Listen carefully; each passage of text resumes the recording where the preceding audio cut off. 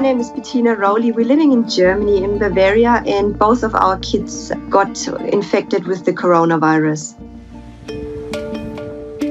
We used to live in Australia on the Sunshine Coast for 11 years. Both kids are born there, and we absolutely loved living there. We had a great laugh. Thinking back, sometimes we probably should have stayed. So yeah, that's our second home. Charlotte. My daughter's name is Charlotte.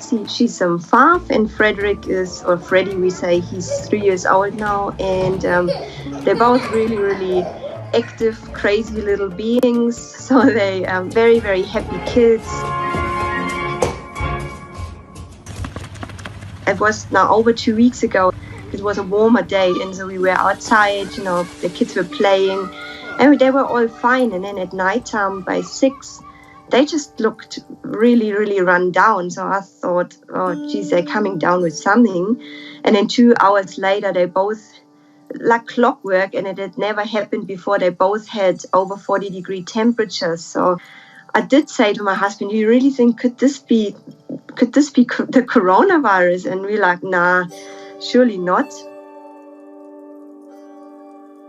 A day later, I called the pediatrician because I didn't want to wait longer.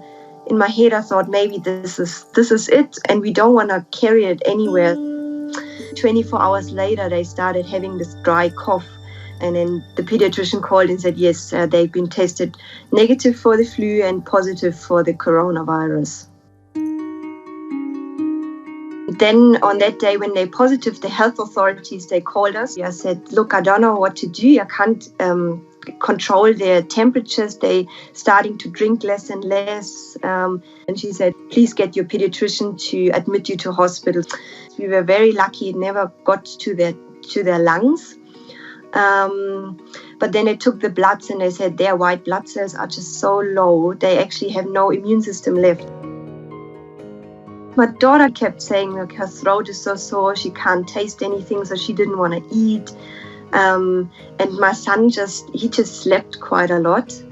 For them being so active to just lie in a bed, that meant that they really were quite unwell. We were isolated in a room, so they said to us, look, we don't want to come in here too often, only in absolute emergency. So they showed me how to work the machines, which, as a mom, you're just like, oh my gosh. They're always saying kids don't get sick, and now you are in hospital with both of your kids. And you feel very, very lonely and very scared. In Australia, we're seeing around 4% of all of the cases being children.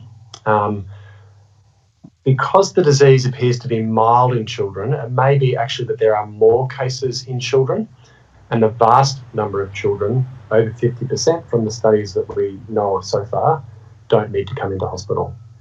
A proportion do, like Charlotte and Freddie, to be looked after and cared after as we would normally do for children, for example, if they're not drinking or there are other concerns. But I think it is important to say that as opposed to adults, the disease appears to be much more mild.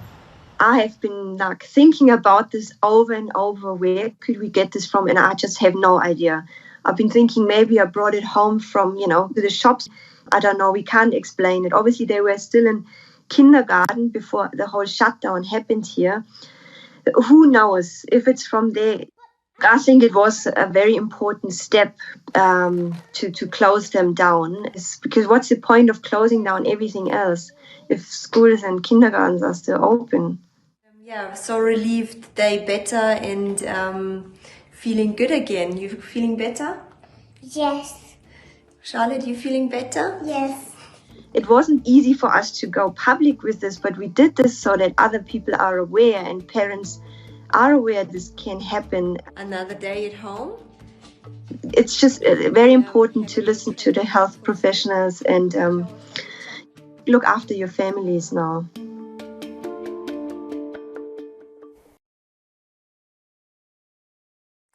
Hi, I'm Lee Sales. Thanks for watching this story. If you'd like to watch more of 730's stories, they are on the left of your screen. And tap on the button below to subscribe and get the latest from ABC News.